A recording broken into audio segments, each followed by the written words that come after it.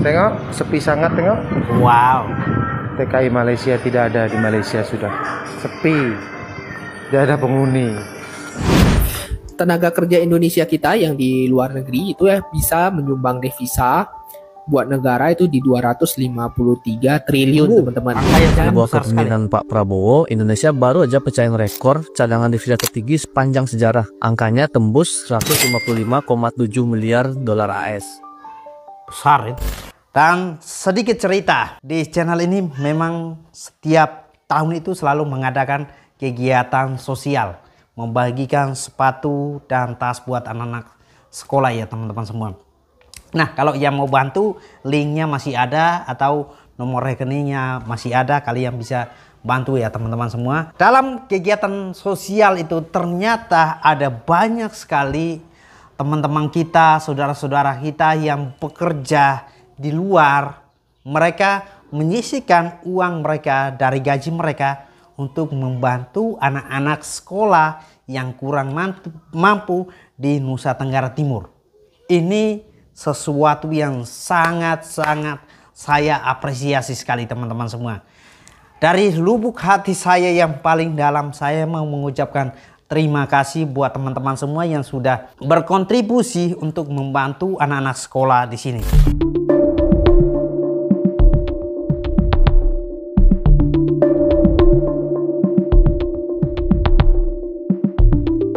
Teman-teman, devisa yang masuk ke negara ya. Pada tahun 2025, Indonesia mencetak sejarah baru dalam sektor ekonomi dengan meraih posisi cadangan devisa tertinggi sepanjang masa. Wow. Ini menjadi sinyal positif bagi perekonomian nasional di tengah ketidakpastian global yang masih berlangsung. Kenaikan ini mencerminkan kekuatan sektor eksternal Indonesia yang terus tumbuh dan memperkuat daya tahan ekonomi nasional di kancah internasional. Bank Sentral melaporkan bahwa pada akhir bulan Maret tahun 2025, posisi cadangan devisa Indonesia mencapai 157,1 miliar dolar Amerika Serikat. Angka ini meningkat dari posisi sebelumnya pada bulan Februari, yaitu sebesar 154,5 miliar dolar. Kenaikan yang signifikan ini menjadi bukti efektivitas kebijakan ekonomi dan pengelolaan devisa nasional yang disiplin dan terarah. Kontribusi terbesar dalam lonjakan cadangan devisa ini datang dari para pekerja migran Indonesia yang dahulu dikenal sebagai tenaga kerja Indonesia. Pada tahun 2024, mereka menyumbang devisa negara hingga mencapai 253,3 triliun rupiah. Pemerintah menargetkan jumlah itu meningkat menjadi 436 triliun rupiah pada tahun 2025 melalui penempatan sekitar 425.000 pekerja migran ke berbagai negara. Peningkatan tersebut menegaskan bahwa peran pekerja migran sangat vital dalam menopang perekonomian nasional. Dengan kontribusi sekitar 10% dari total devisa negara, para pekerja migran menjadi bagian tak terpisahkan dari struktur ekonomi Indonesia. Peran mereka bahkan menyamai kontribusi sektor strategis lainnya, seperti ekspor hasil tambang dan industri manufaktur. Stabilitas nilai tukar rupiah terhadap mata uang asing turut memperkuat posisi cadangan devisa. Kebijakan stabilisasi yang diterapkan oleh otoritas moneter menjaga kepercayaan pelaku usaha dan investor, sekaligus mendukung pertumbuhan ekonomi jangka panjang yang sehat. Hal ini menunjukkan bahwa ketahanan ekonomi tidak hanya bergantung pada ekspor dan investasi, tetapi juga pengelolaan internal yang disiplin. Ke depan, sinergi antara pemerintah, sektor swasta, dan masyarakat menjadi kunci utama dalam menjaga tren positif ini. Dukungan menyeluruh terhadap pekerja migran, diversifikasi sektor ekonomi, dan penguatan kebijakan makro harus terus ditingkatkan. Dengan langkah yang tepat dan terarah, Indonesia dapat terus menorehkan prestasi dan menjaga pertumbuhan ekonomi yang inklusif serta berkelanjutan bagi seluruh rakyat. Di bawah kepemimpinan Pak Prabowo, Indonesia baru aja pecahin rekor cadangan devisa tertinggi sepanjang sejarah. Angkanya tembus 155,7 miliar dolar AS. Ini gokil banget sih, ini bukan kaleng-kaleng. Pertama gua mau jelasin dulu cadangan devisa itu apa sih. Singkatnya, ini tabungan negara dalam bentuk mata uang asing, emas, dan surat berharga di luar negeri. Kayak lo punya dana darurat. Nah, negara juga punya. Biar kalau ada badai ekonomi, kita nggak kelabakan. Nah, fungsinya buat apa? Cadangan devisa ini dipakai buat banyak hal vital, jaga kestabilan rupiah, bayar utang luar negeri, sampai ngelindungin ekonomi dari gejolak bisnis kayak krisis atau perang. Jadi makin gede cadangannya, makin pede negara buat ngadepin masalah. Lalu dampaknya ke rakyat gimana? Langsung atau nggak langsung ini berasa kok, nilai tukar rupiah lebih stabil. Harga BBM, barang impor, dan kebutuhan pokok bisa lebih kepegang. Artinya dompet rakyat lebih bisa aman dari inflasi mendadak. Tapi kan rupiah lagi anjlok. Nah ini dia pertanyaan netizen yang pasti keluar. Emang bener sekarang rupiah lagi melemah. Tapi justru disitulah pentingnya cadangan devisa. Karena pas dolar naik dan rupiah keok, Bank Indonesia bisa intervensi pakai cadangan devisa itu buat nahan pelemahan yang lebih parah.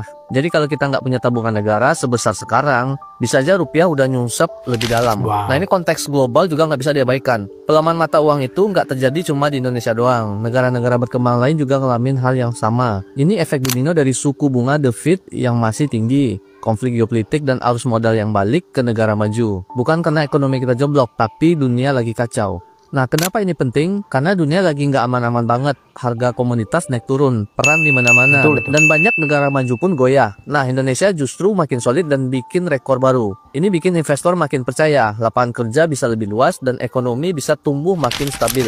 Peran Pak Prabowo gimana? Sebagai presiden terpilih, Pak Prabowo warisi pondasi ekonomi yang kuat. Tapi dia juga punya visi buat bawa Indonesia makin mandiri dan berdaulat secara ekonomi. Cadangan devisa ini kayak senjata awal buat ngegas pembangunan nasional. Jadi jangan anggap ini cuma angka. Ini bukti Indonesia bisa berdiri tegak di tengah dunia yang penuh ketidakpastian.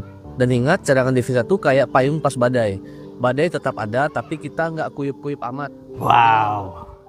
Penjelasannya. Kerja Indonesia kita yang di luar negeri itu bisa menyumbang devisa buat negara itu di 253 triliun teman-teman. Dan diprediksi di tahun 2025 kenaikannya tuh bakalan cukup signifikan ya.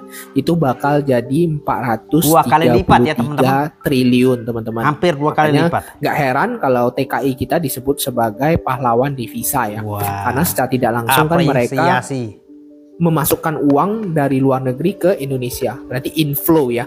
Nah, jadi yang sebelumnya kita fokus kepada investor asing yang mengambil uangnya dari Indonesia pindah ke luar negeri gitu ya. Nah, TKI kita tuh menurut aku harus jadi fokus dari pemerintah juga. Iya, gitu. betul itu.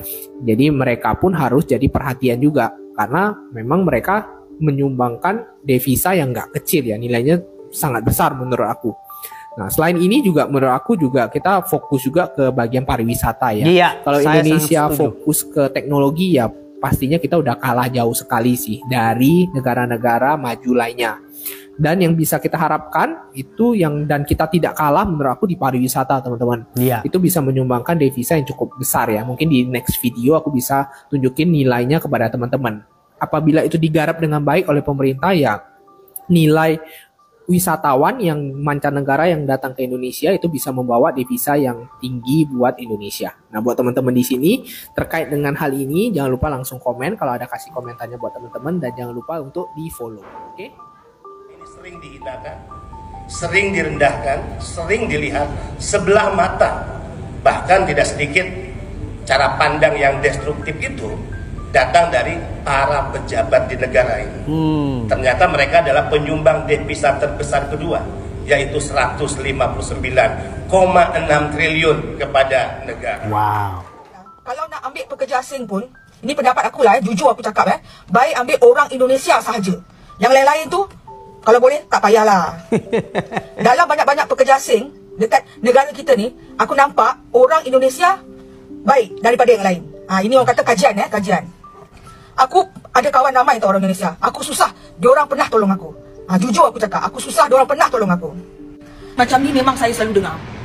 Mereka selalu ditipu oleh ejen-ejen tempatan yang tak ada hati perut. Ambil duit diorang, lepas tu senyap. Biarkan diorang tu terkapal-kapal, menipu. Majikan, tolong alert benda ni. Jangan salahkan warga asing je. Korang pun salah juga. Korang dah ambil dia pekerja, sepatutnya korang pastikan yang dia tu ada permit, dokumen yang lengkap. Mana boleh korang ambil pekerja tanpa permit. Korang kemasukan pekerja asing dekat negara kita ni ramai bermula pada tahun 1980-an. Tapi masa tu kita ambil ramai pekerja asing warga Indonesia. Masa kita ambil warga asing Indonesia, tak adalah seteruk ni kes-kes jenayah berlaku. Masa tu saya rasa hidup orang tempatan masih aman lagi. Dengan orang Indonesia, dia punya budaya sama dengan kita, bercakap pun senang. Lepas tu ada sifat orang cakap tolong-menolong. Orang Indonesia dulu pun banyak dekat coket tu. Tapi tak pernah pun cakap coket tu dia yang punya. Dia masih lagi hormat orang kita berniaga. Tak adalah halau-halau. Tapi sejak kita ambil, orang Asia Selatan ni masuk ke negara kita, macam-macam hal berlaku. Diorang nak klaim sayang, diorang punyalah. Diorang nak klaim Sungai Buloh, diorang punyalah. Teman-teman semua, mari kita ambil momen waktu sejenak untuk memberikan apresiasi sebesar-besarnya buat para pekerja migran Indonesia yang telah menyumbangkan sekitar 150 lebih sekian triliun untuk Indonesia. Teman-teman semua, saya secara pribadi mengucapkan terima kasih buat dukungan teman-teman semua yang telah berjuang untuk keluarga dan juga sumbangsi untuk negara ini.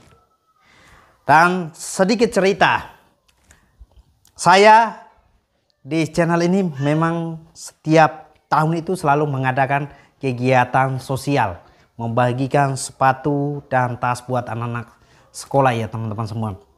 Nah, kalau yang mau bantu, linknya masih ada atau nomor rekeningnya masih ada, kalian bisa bantu ya teman-teman semua. Nah, dalam kegiatan sosial itu ternyata ada banyak sekali teman-teman kita, saudara-saudara kita yang bekerja di luar. Mereka menyisihkan uang mereka dari gaji mereka untuk membantu anak-anak sekolah yang kurang mampu di Nusa Tenggara Timur. Ini sesuatu yang sangat-sangat saya apresiasi sekali teman-teman semua. Dari lubuk hati saya yang paling dalam, saya mau mengucapkan terima kasih buat teman-teman semua yang sudah berkontribusi untuk membantu anak-anak sekolah di sini. Dan saya sangat bahagia sekali mendengarkan informasi ternyata para pekerja migran kita, mereka begitu berjasa untuk Indonesia. Dan harapan kita adalah mereka jangan dianggap remeh lagi oleh oknum-oknum tertentu. Mari kita memberikan mereka ruang gerak yang jelas, jaminan yang pasti, dan negara harus hadir untuk menjamin keselamatan mereka, untuk menjamin keberadaan mereka. Jangan sampai mereka diberdayakan oleh oknum-oknum yang tidak bertanggung jawab, yang memanfaatkan tenaga mereka untuk kepentingan pribadi teman-teman semua. Mereka adalah pahlawan untuk bangsa ini. Mereka rela pergi jauh untuk meninggalkan keluarga mereka, saudara mereka, rumah mereka untuk mencari pekerjaan. Mereka tidak hanya memikirkan kebutuhan keluarga mereka, tapi mereka juga memikirkan bagaimana untuk membantu negara Indonesia. Itu top. Sekali lagi saya mengapresiasi semua kerja keras teman-teman semua yang ada di luar sana. Kalian adalah pahlawan buat kami semua.